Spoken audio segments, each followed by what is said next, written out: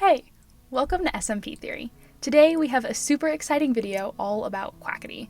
His lore has been really ramping up lately, and we have a lot to discuss. Before we get into it though, don't forget to like and subscribe if you enjoy it. It's free, and we're about to hit 2,000 subscribers, which is super exciting. Alright, let's dive into it. So, this video is going to be split into 3 parts. We're going to analyze each of the 3 Quackity lore streams one by one since there is a ton to unpack. There will be timestamps in the description if you're only interested in one of the streams, by the way. So let's begin with stream number 1. Once the timer in the starting screen runs all the way down to 0, we see a quote that reads, "May the best day of your past be the worst day of your future." This quote seems to be about progress, that the best things happening in the past will soon be average as time goes on and all that. Then the world's worst day is highlighted and read before we move on, and we hear Schlatt speaking, seemingly meaning that something going on with Schlatt relates to this quote, and we can get back to that later. Then we see Chapter 1, Egg Lore. Quackity goes to the top of a tower in the rain and finds Bad Boy Halo, who talks to him all about the egg.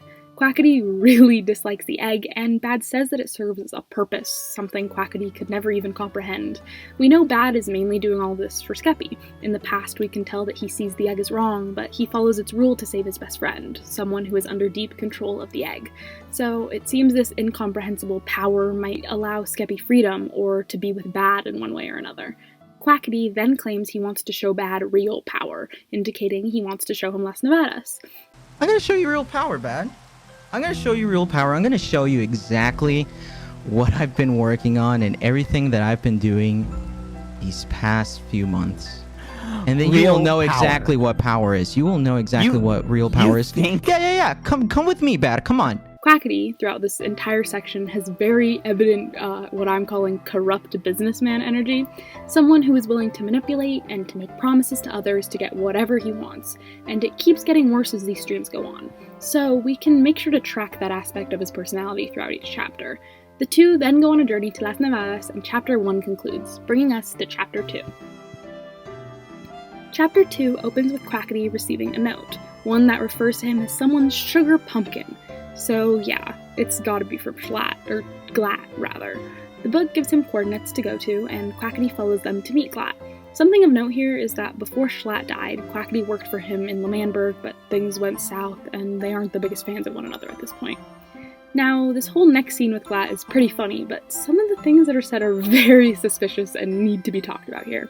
The first one is that Glatt tells Quackity he's been running this gym since his death and cannot go outside or else he falls apart. Now, the only other ghost we know on the server and have actual information on is Ghostbur, who is totally fine to be outside as long as it isn't raining. We also have the mansion episode of Tales from the SMP, where we see Glatt after death as a landlord, so it appears he has a giant mansion and this gym. But in that episode, he was walking around outside freely, without problem. So maybe it was raining when he tried to go outside the first time, which is why he fell apart, but he later discovered he was okay to be outside in other weather, something along those lines. But this makes me believe that everything going down in the haunted mansion happened after this talk with Quackity, but that's very heavy speculation, so don't quote me on it. We also know that 2 people have visited the gym, Tommy and Wilbur/Ghostbur. This kid walks in here every day with a beanie. He's got this terrible accent. Oh my God, does that kid? Don't even get me started on the smaller one that sounds exactly like him. It makes decent sense that these 2 would have visited, considering they had a past with Schlatt before he died. But Glatt also mentions that he has another visitor, a green guy who has a revival book with him that Glatt has heard a bit about. Is Dream visiting you? Does Dream pay you visits? All I can tell you is he doesn't know Spanish. So yeah. Apparently Dream has visited this underground gym run by a ghost. Now, this brings up some wild speculation. First of all, when did Dream even visit this place? At first I thought maybe it was while he was in prison. Did he figure out a way to escape? But no, I don't think that's it. Glatt has been running the gym since his death, and that was long before Dream went to jail. Plus, Glatt says Dream hasn't visited recently, and we know Dream disappeared after he blew up L'Manberg with Techno for a while, so he had plenty of time to visit this place beforehand. Something that's a little weirder, though, is that Glatt seems to talk about this book like something he's only heard about, even though Dream claims Schlatt was the one who gave him the book. Now, of course, this could be Glatt pulling a Ghostbur and not remembering things, but remember, Glatt had a recollection of bad times he experienced with Quackity and all of what happened to L'Manberg, so he does remember bad things, unlike Ghostbur. So my first explanation for this is that, drumroll please,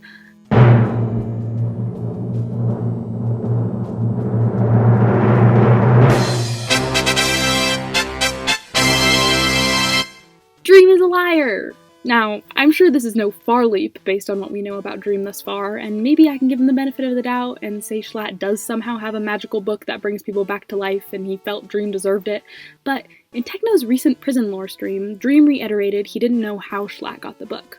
Now, this could again be Dream lying to Techno like everyone else, but since they're allies, maybe he is telling the truth. If so, how did Schlatt get that book? The only thought I have so far is maybe Karl's magical time travel library. The books claim this library is important, and maybe somehow he finds the revived book in one timeline or another, and Dream or Schlatt gets a hold of it. But there seem to be endless possibilities as to how this actually ended up in Dream's hands, so keep that in mind moving forward. Anyways, Quackity and Glatt make an interesting deal. Quackity says that they can make a bet in Las Nevadas, and if Quackity wins, Glatt will work for him for free and basically be his servant. Whereas if Glatt wins, Quackity will go get the revived book from Dream and revive Schlatt with it. This bet ends pretty ambiguously, as it immediately cuts to Quackity outside the prison, seemingly meaning that Glatt won. But then Glatt is never revived or seen again, so I guess we might have to wait for a conclusion on that story arc. But all we do know is that for one reason or another, Quackity wants the revived book. Welcome to Chapter 3. We start out this chapter with Quackity talking to Sam, the prison warden. Quackity wants to visit Dream, but Sam is hesitant, worrying about what happened after the Tommy incident. Quackity also mentions an underlying problem with prison security, something Dream is teased to say in his upcoming lore stream that he showed a clip of on an alt stream, so seems like the prison might not be secure as we think somehow. How do you not see that's a security flaw? Anyways, Quackity does this master manipulation tactic on Sam and somehow convinces him to let him visit Dream with a weapon.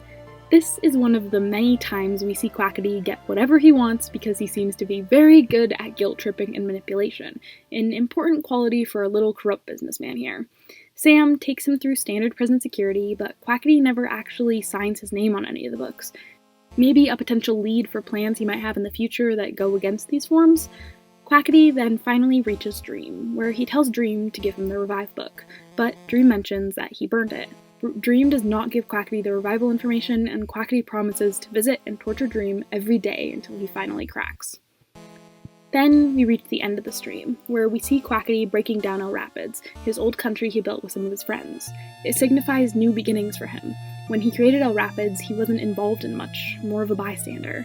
But now, after the destruction of his old home, we're seeing him step forward, try to take change, try to get revenge on those who have wronged him. So this seems to be symbolic more than anything. It also reminds us that Quackity was left out of Kanoko Kingdom, the new country George, Karl, and Sapnap made without him, but he doesn't know that yet. Then we get a signature real-life scene establishing that Quackity will be torturing Dream every day while he builds up Las Nevadas, and the stream ends. Now, this one stream leaves a lot of unanswered questions, but luckily, that is what we have the second stream for. Now we reach Quackity's second big lore stream, and let's just hop right into this very interesting prologue. We see 3 hooded men all running towards the Dream SMP on horses, who all eventually ride off towards the prison and sirens start going off, but their faces remain hidden. Now let's hop back into the lore action yet again with Chapter 1. We're told that this takes place 72 hours before the visit, referring to when Quackity visits Dream in prison for the first time, and we see an island where Sam appears to vacation, and Quackity arriving by boat to greet him. They talk for a little bit, and Sam shows Quackity a grave he built for Tommy. Sam believed it was his fault Tommy had died in the hands of Dream, but Quackity tries to tell him otherwise, saying it wasn't his fault at all. Now we get some more corrupt businessman to analyze. Quackity again uses his words to manipulate Sam into believing him. At this point, Sam feels awful about everything he has done as a warden and feels unworthy, but the next minute he's choosing to go and kill Dream with Quackity and go against his duties as a warden yet again. Why? Quackity's use of flawed logic. He claims that things like Tommy dying won't happen again if Dream is dead, making Sam forget why Dream is alive at all. For the revival book, the one thing Sam is keeping protected isn't Dream, but Dream's knowledge. But because Quackity had complimented Sam and tried to make him feel good and come off as a genuine and smart guy, Sam agrees and the two go off to kill Dream at the prison. But once they arrive, Sam realizes this is a mistake and stops them before they get too far. Quackity appears angry at first, but then calms down, but states that Sam needs to get it together soon and things need to be done. He gets ready to leave and even says that Las Nevadas is no place for emotions before he exits. This is exactly the difference between Quackity from before and Quackity now, how he handles emotions. Now, he only has aspirations to succeed and create a successful country and make everything work in his favor, no matter what emotions try to get in the way of him achieving his goal. Then we reach Chapter 2, 48 hours before the visit. Quackity enters the chamber of the egg with TNT and tries to cover and blow up the egg. But then Puns and Bad appear, stopping him. Quackity tells Bad he's doing this to bring him back, that Bad isn't his old self anymore, and after the two argue back and forth, Quackity lights the TNT and the scene ends. However, we know that this doesn't work. The Red Banquet happens after the stream, so the egg is intact. We know the egg is immune to being blown up, it simply regenerates itself. So even though nothing happened to the egg during this scene, it shows Quackity's continued determination to destroy it. He later gets Purpled and Technoblade to help him destroy the egg to stop Bad's plans at the banquet, and we haven't had any further lore from this point on, so we don't know too much more about the egg, or have more theorizing to do. All we know is that things should start to ramp up from here, and Quackity will continue to try anything to get in the way of the egg completing whatever strange goal it has on the server. Now we hit Chapter 3, 24 hours before the visit. And this one hurt. Quackity approaches George, who seems to be staring up at the prison, maybe wanting to visit Dream. Quackity and George catch up with one another, and Quackity talks about Las Nevadas and his progress on it. But then George brings up Kanoko Kingdom, the country that Quackity's best friends, George, Sapnap, and Karl, all made without him. George mentions that Karl should have told him about it, but Quackity denies it. So it is possible Karl forgot about telling Quackity considering all of his time-traveling forgetfulness, and this makes Quackity pretty upset. He tries to act calm, but denies joining or even visiting Kanoko Kingdom and then leaves. Now, all of this happens before the first stream, so we know that Quackity destroyed El Rapids out of anger from this interaction, and it seems like he might hold a grudge against the three of them, maybe leading to confrontation in future streams as the tension between the two countries grows. But after the two walk away, we reach the final scene of the stream, and this one is weird. This scene is a flashback before everything happened, during the L'Manberg independence era. We see this happening during L'Manberg debates, so before the election of Schlatt. Quackity asks to pick Wilbur's mind about his goals, and Wilbur says his goal is to protect his country and his people.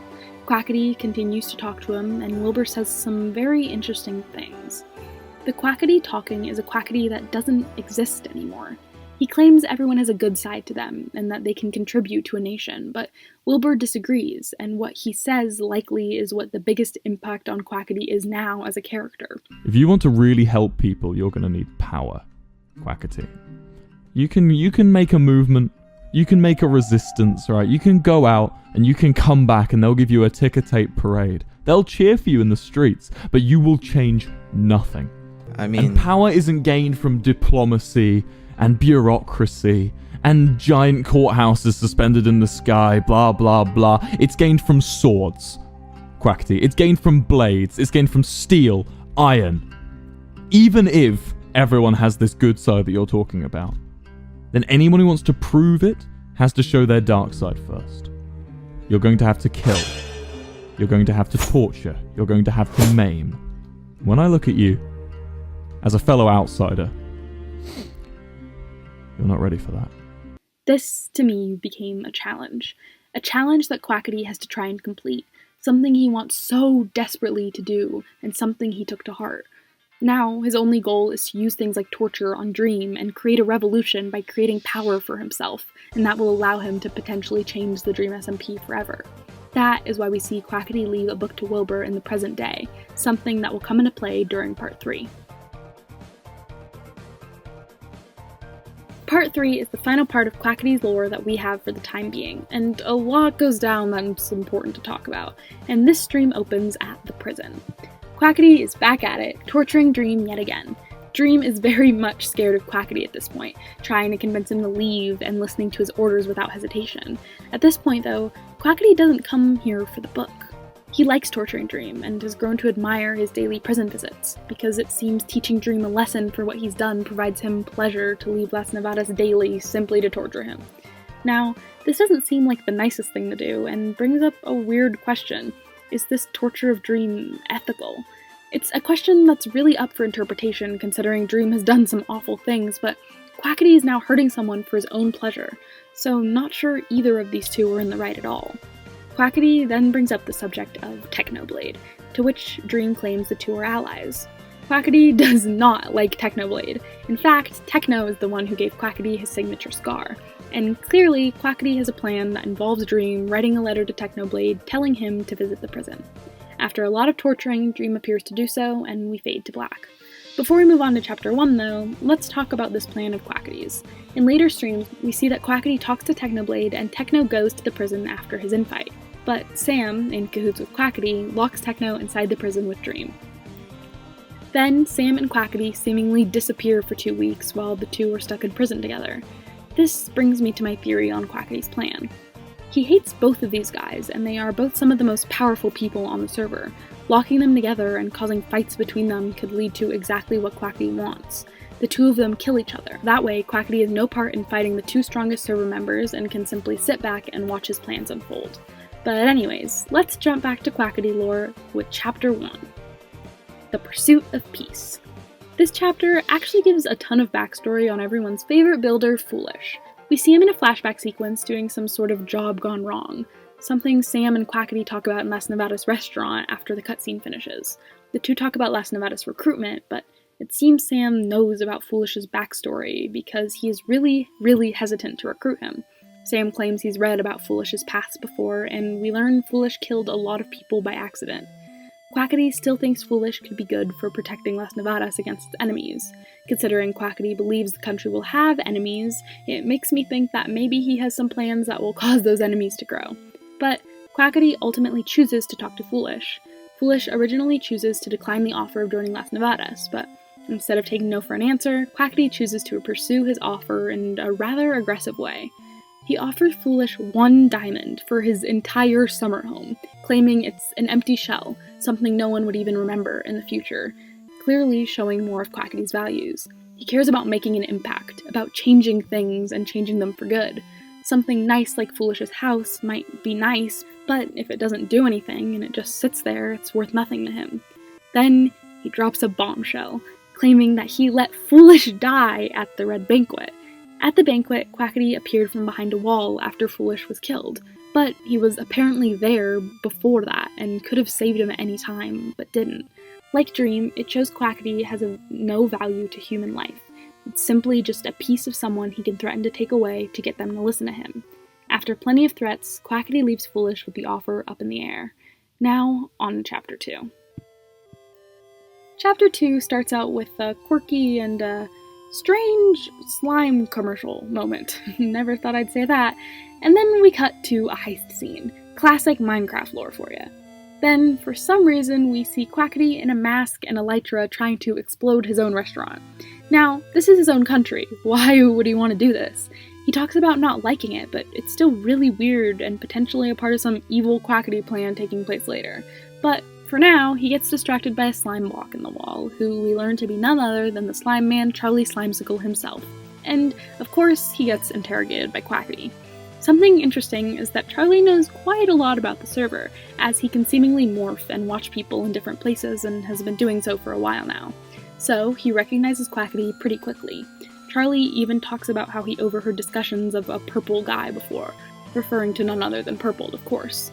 But Quackity realizes he can use this knowledge Slimesicle has to his advantage. Charlie talks about all the people he knows, including someone who was dead but isn't anymore, which raises some Quackity red flags because he doesn't know Wilbur's back yet. After this, Quackity recruits Charlie to be his spy, which could definitely cause a lot of chaos in the future on the server, having Quackity knowing everything everyone says about him and everyone else. But after this recruitment, the scene comes to an end and brings us to a scene that happened before this, 1 week before the Red Banquet to be exact, in Chapter 3. Chapter 3 has Quackity and Sam planning to talk to Purple, seemingly trying to recruit him to Las Nevadas somehow. Quackity decides to place TNT inside Purple's UFO, expecting him not to show up and having Sam on a radio nearby on lookout. But suddenly, Purple shows up in the UFO and starts arguing with Quackity. When Quackity threatens to blow up the UFO, Purple has to listen and the two begin to discuss.